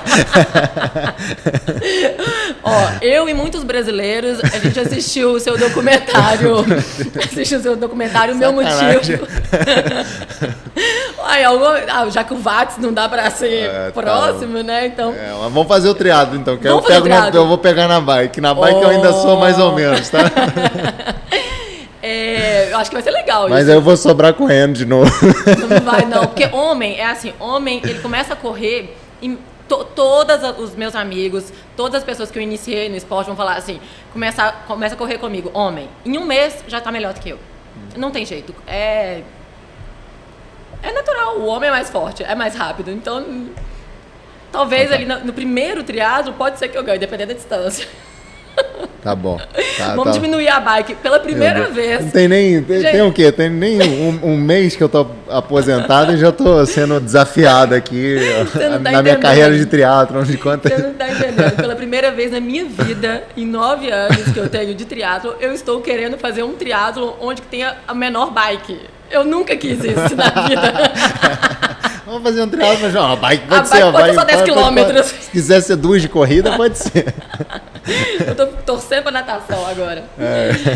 Mas agora aqui, muitas pessoas, eu assisti também o seu documentário, Meu Motivo, que realmente foi incrível. A gente se emocionou e você também, foi muito legal isso. Foi muito legal de você conseguiu transferir pra gente que você realmente tem uma mentalidade de um campeão, que é uma coisa que a gente não consegue explicar como, ninguém consegue falar. Isso é nítido para quem assiste, mas uma parte que eu gostei muito foi de você falar um pouco de uma parte frágil, da parte onde você estava um pouco desanimado, então se animou novamente. Eu gostaria de te agradecer por ter falado sobre isso, porque no esporte, principalmente quando é um homem, né, a maioria das vezes são intocáveis, são pessoas que não como se não tivessem sentimentos. E você demonstrou isso com sutileza. Foi muito bom de assistir. E eu acredito que a maioria das pessoas tenha visto com outros olhos. Eu espero que sim, porque eu acho que o grande objetivo foi tentar traduzir um resumo de tudo que estava rolando, né? Olha, Marcela puxando. Ainda bem que eu sentei do lado de cá.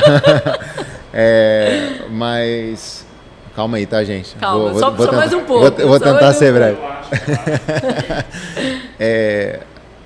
Foi muito importante, assim, para mim eu conseguir entregar o documentário da forma como a gente entregou, porque eu acho que as grandes lições, né, elas são muito mais aplicáveis, assim, para a vida, e são muito mais normais do que as pessoas às vezes projetam, né? O cara é campeão mundial, o cara tem destaque, o cara é famoso, o cara tem patrocínio, o cara o que ele não tem?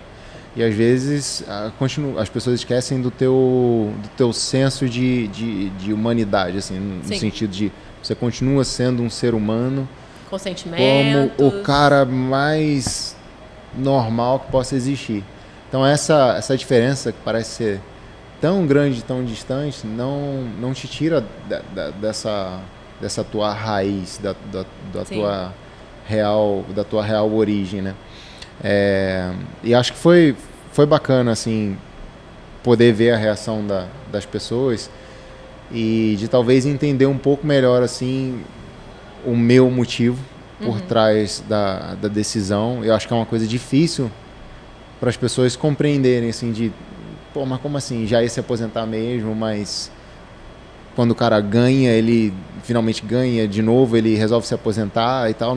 Onde está o sentido nisso, né?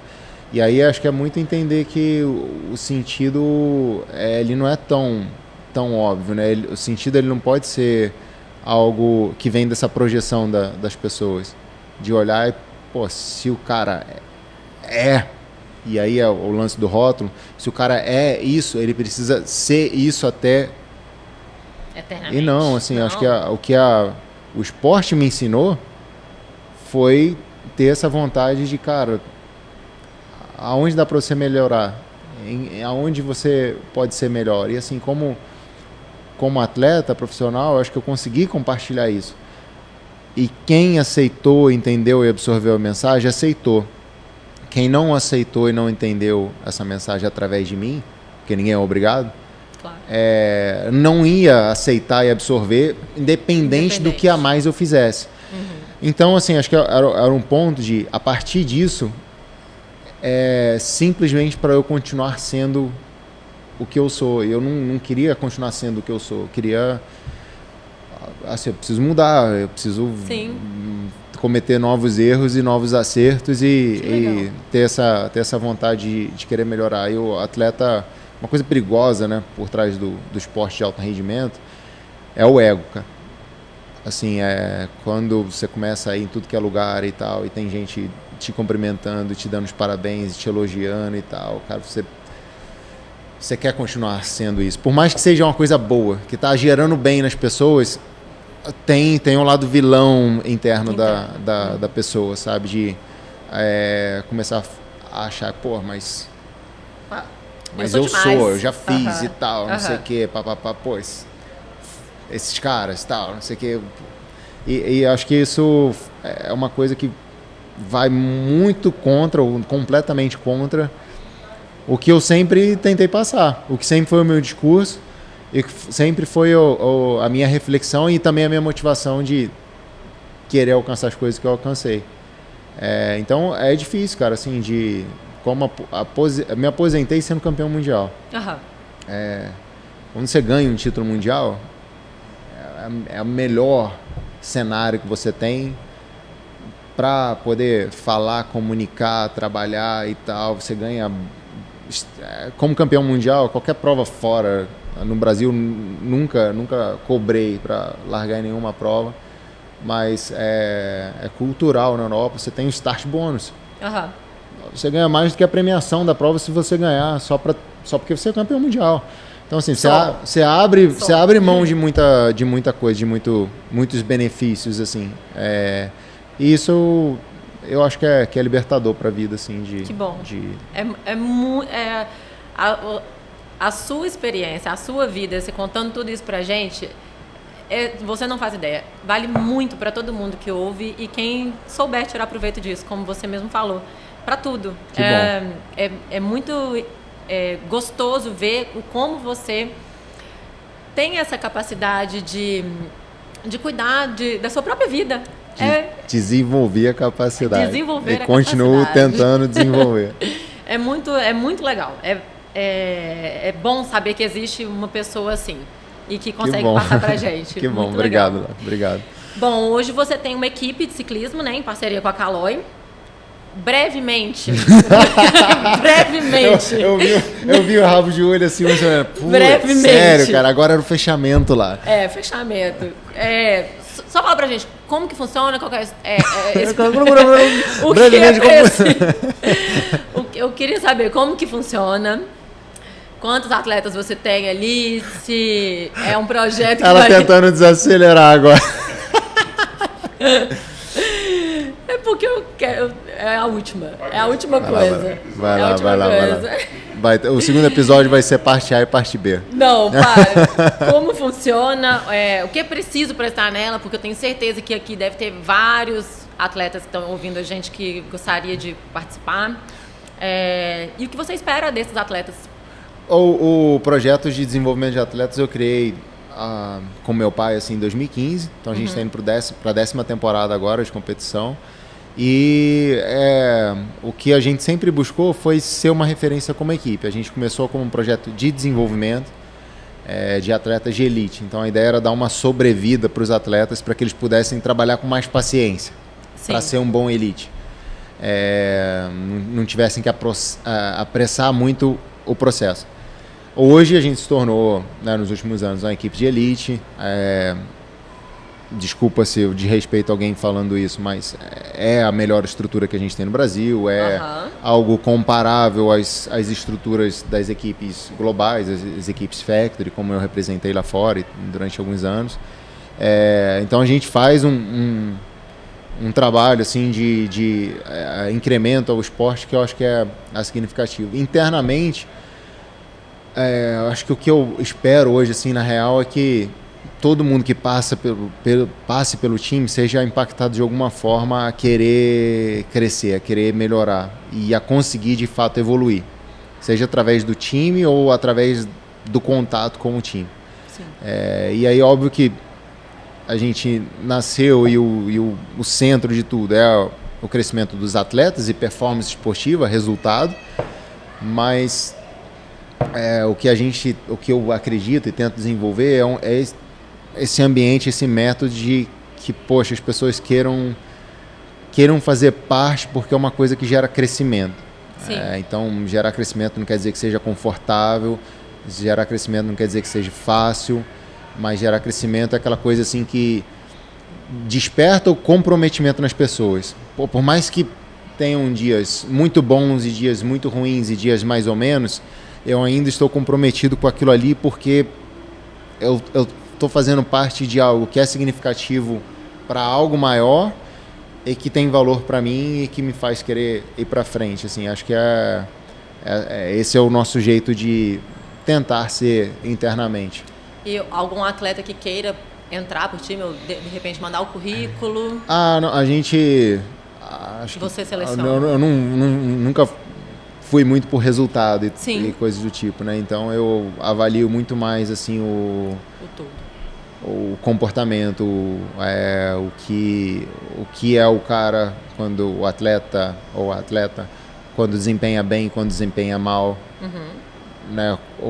Como que é o comportamento dentro e fora da prova quando tem uma sequência de vitórias, quando que é o comportamento dentro e fora da prova quando tem uma sequência de derrotas. Isso tudo depois que você tem um certo entendimento, profundidade do esporte, você consegue ver enxergar os próximos passos. Você consegue enxergar coisas assim de, se for por esse caminho vai acontecer isso, se for por aquele caminho vai acontecer isso.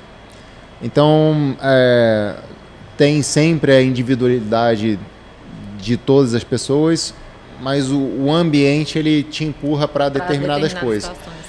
E aí com o tempo assim você vai pescando isso. Então a gente não tem um protocolo assim a gente acompanha. Legal. A gente continua estudando esporte, a gente estuda pessoas assim. Muito legal. E sei lá, acho que nem uma coisa que a gente nunca fez na equipe e a vez que a gente tentou, felizmente não deu certo, é ir atrás de atleta pronto, é ir atrás de atleta que é destaque, ou já é a promessa, ou é o cara que está ganhando e tal.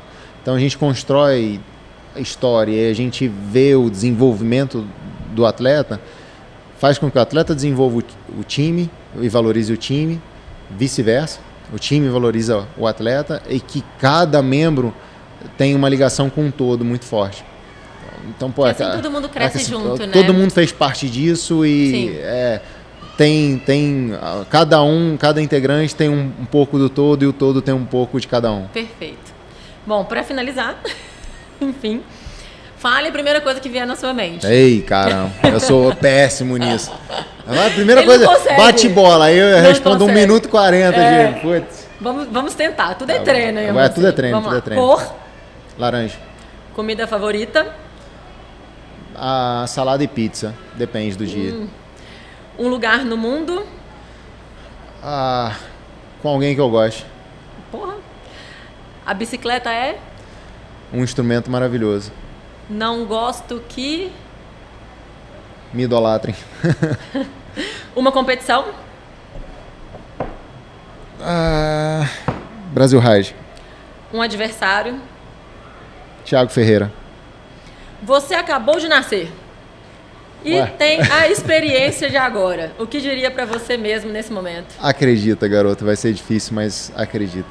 Avancini, muitíssimo obrigado. Aqui tem um super presente para você. Achei que iam ficar só me criticando, minhas respostas longas, demoradas, e viajando e tudo mais.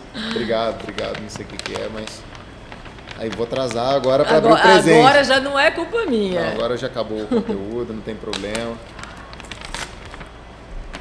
Quem é que botou esse selinho aqui? Tá? Oxe, vamos criticar essa pessoa? Né? Pelo amor de Deus. Não estão criticado, não. Quebrem os ciclos. Foi criticado. Olha, elogio, muito tênis obrigado novo. pelo presente, tênis novo da avó. Lindíssimo. Acabou de chegar esse lançamento. Por isso que ficaram enrolando pra me mandar. Manda aí, gente. Eu tô querendo. Maneiro pra caramba, pô. Tinha que ser um momento especial. Obrigado. Bom, obrigado. Valeu demais, adorei o nosso papo. Valeu, obrigado. Valeu mesmo. Obrigadão. Valeu. 2 horas e meia depois. Yes! Batemos o recorde!